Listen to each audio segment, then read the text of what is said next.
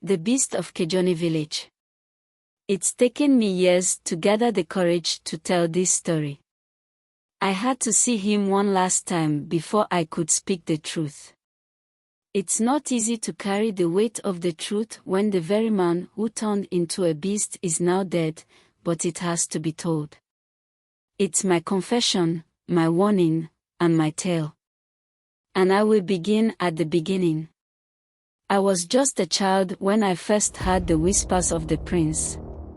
It was never said aloud, of course. People were too scared to speak openly. But when the moon rose full and bright in the sky, and the air seemed to hang heavy with the scent of danger, they'd hush and lock their doors. Even the elders, who had lived long enough to see the changes in our village, would stare nervously into the shadows, muttering prayers for protection. No one dared speak too much of it, but we all knew the prince was no ordinary man. Every night, without fail, the villagers would hear the growls from the woods. Sometimes they'd echo through the trees, other times they'd sound close, too close. We'd hear footsteps pounding against the earth, they sound like a bee stalking its prey. Some would say it was just the wild animals, but I knew better. I knew that every time we heard those noises, someone would go missing. But it wasn't until one fateful night that the truth became clear to me. I was at the river, collecting water for my family. It was late, but the moon was bright, and I thought I was safe. I had no idea what I was about to witness. I heard the rustling first. A low, guttural noise. At first, I thought it was an animal, perhaps a wild boar. But the sound grew too human. I froze, the water jar in my hands trembling as I listened. The air felt thicker suddenly, and I felt an overwhelming sense of dread. I looked around, but there was no one in sight. Then, from the shadows of the trees, I saw him. Prince Zay. He was tall, too tall. His body hunched over unnaturally, his limbs elongated in strange, disturbing ways. His once handsome face was twisted in a grotesque snarl, eyes glowing like embers in the dark. And in his hands, there was blood. So much blood. A body lay at his feet. A villager, someone I knew well.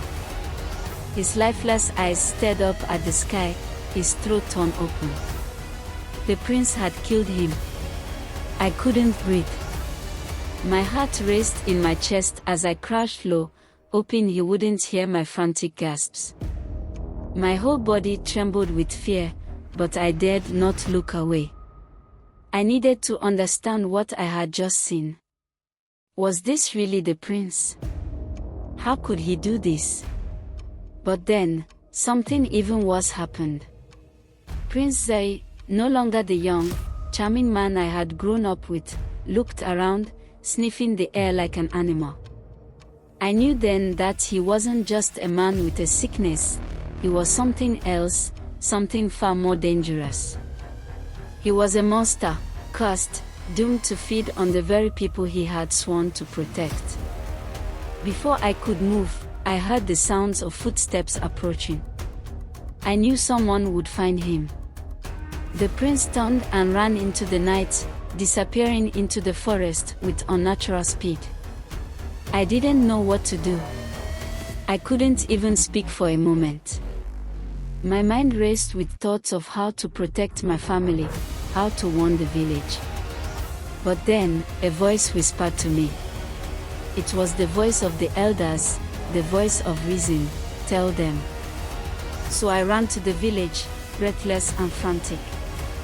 I told the elders everything, what I had seen, the prince, the blood. The elders didn't say a word at first, just exchanged grim looks.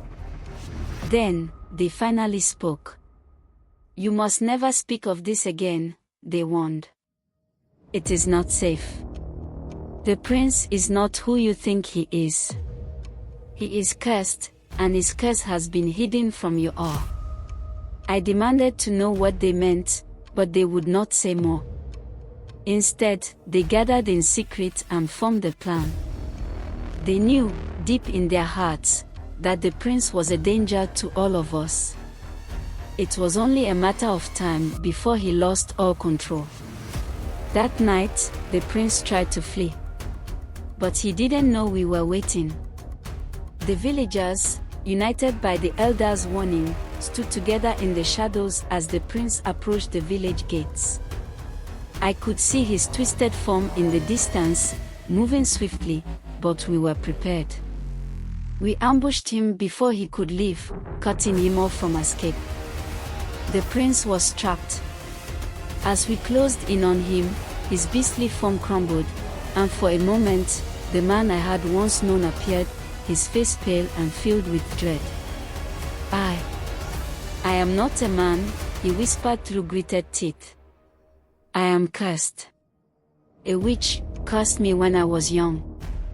She made me thirst for human flesh. The king and queen, they knew. They knew all along. But they kept it a secret, because they loved me, or they thought they could find a way to cure me. They kept me locked away from the world. The prince's voice trembled as he confessed everything, the witch's curse, the way his parents had hidden his true nature, hoping to save him, hoping that one day he would be normal again. But there was no cure. Only the hunger. And it was too much for him to fight. I didn't know what to feel as I listened. Anger. Fear. Pity. I had known the prince. He had been kind to me once. But now, that kindness seemed like a distant memory, overshadowed by the monster he had become. With one final, agonizing growl, the prince crumpled to the ground. The beast was gone, but the man was gone too. The elders gathered in silence around him, and I knew what had to be done.